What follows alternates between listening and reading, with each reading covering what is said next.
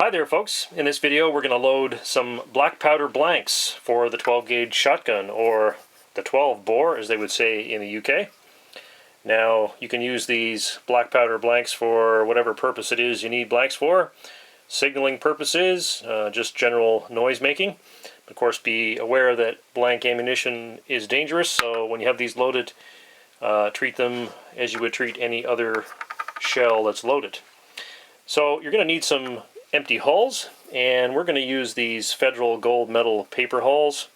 They have lots of volume, and I like using paper for black powder loads because there's no plastic to get all melted and gooey from the heat of the black powder shells. And we're going to need some black powder. We are going to use FFG. This is GoX powder, double FG. Be aware that you should only use black powder. Do not use smokeless powder in this quantity, or do not use any sort of black powder substitute like Pyrodex. It won't be satisfactory. You want to use real black powder of whatever brand, and you want to use a fairly coarse grade like this double FG or FG. You don't want to use the finer graduations because you can get into some pressure problems with the faster granulations of powder. So we've got some shells here. We have an old-fashioned shot shell loading measure, and this measure is actually graduated for ounces of shot on one side and for drams of powder on the other side, for black powder drams.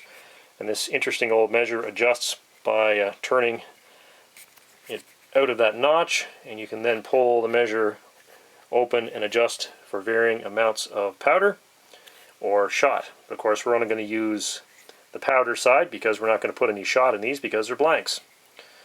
So you can see the graduations on here go from a low of 2, I think it's 2 and, get the shine off that, 2 3/4 drams of black powder, 3, 3 1/4, all the way up to, what's the top level one here?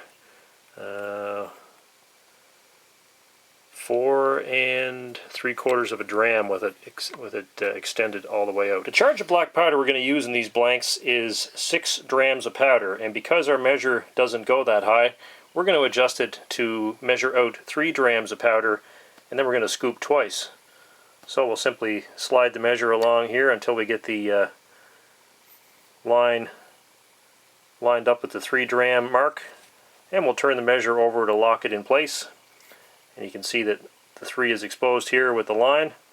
So we're going to use 2 scoops of 3 drams to get ourselves our 6 dram charge. So, got our measure set up there. If you don't have access to a measure such as this, you can weigh the individual charges out if you'd like to. 6 drams of black powder equals about 164 grains of powder for your reference.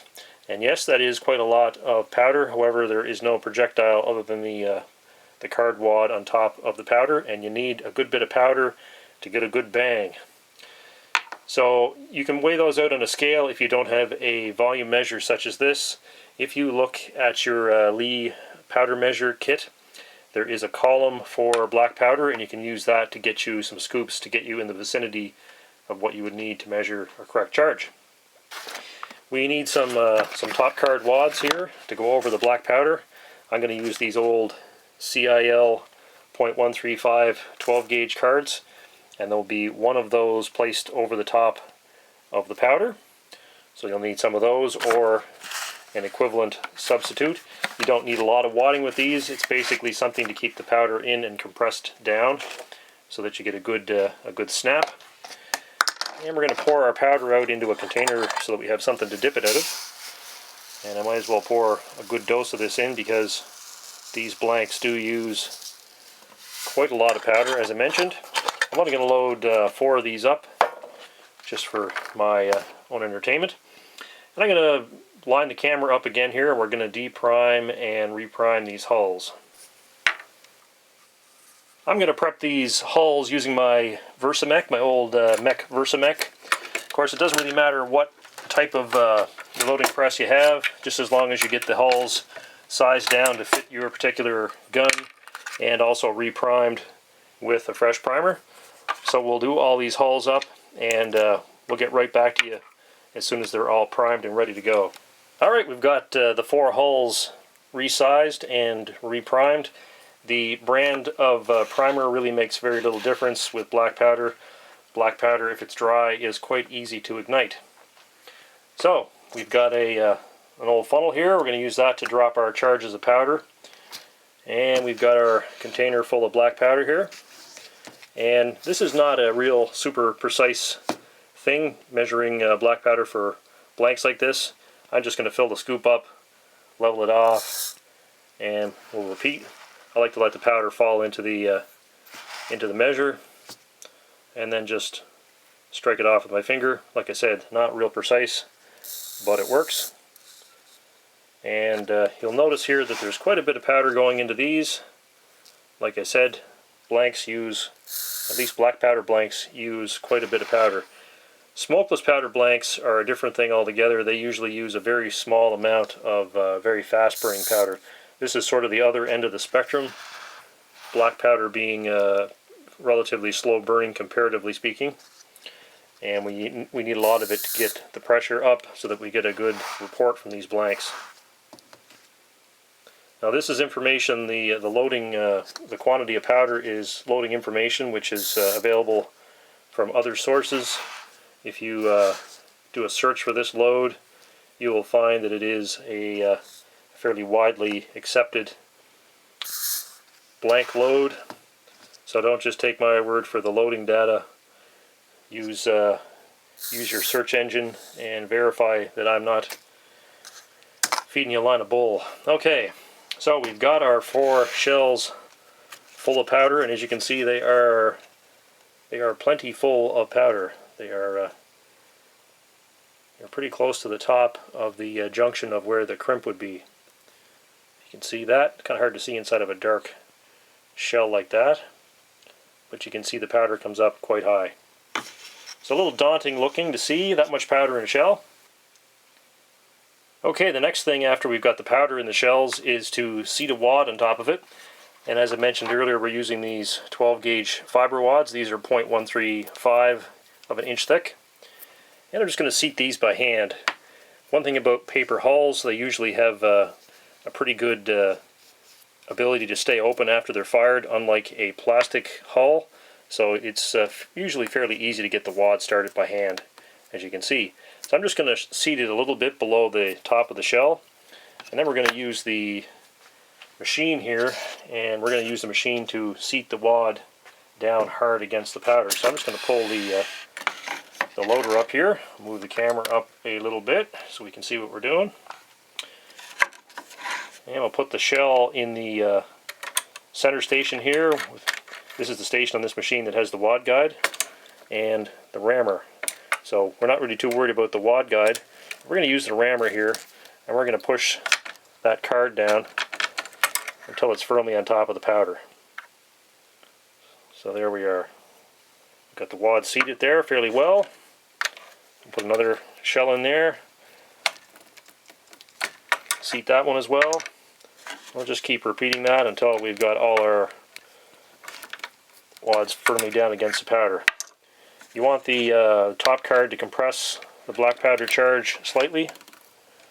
And if you look up here on the machine, there is a wad guide or a wad pressure indicator, and you want to see some pressure on that scale when you seat these, just to make sure that all the wads are down firmly against the powder.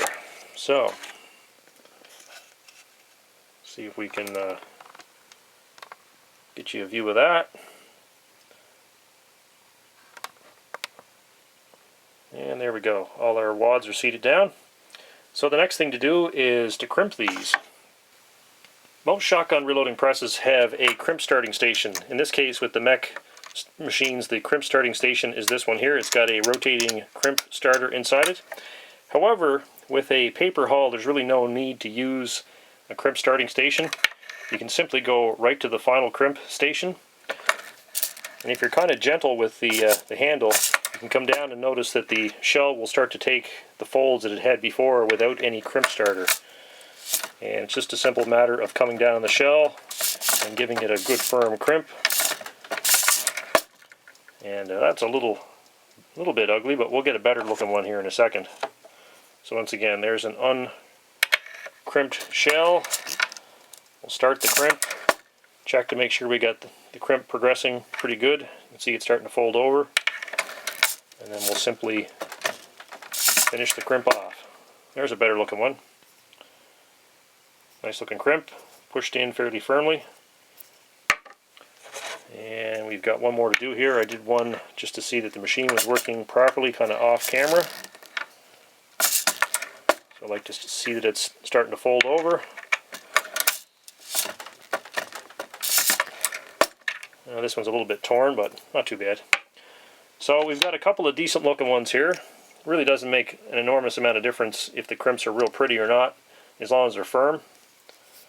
And it's kind of interesting, something with that much powder in it, it's still very, very lightweight.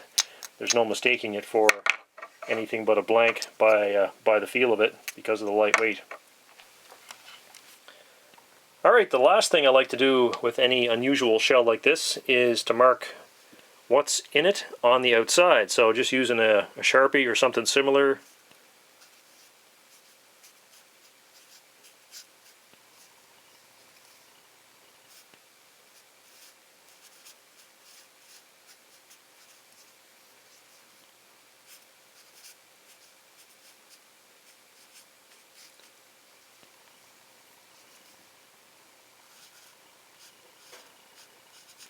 We've got our basic information on the side of the shell.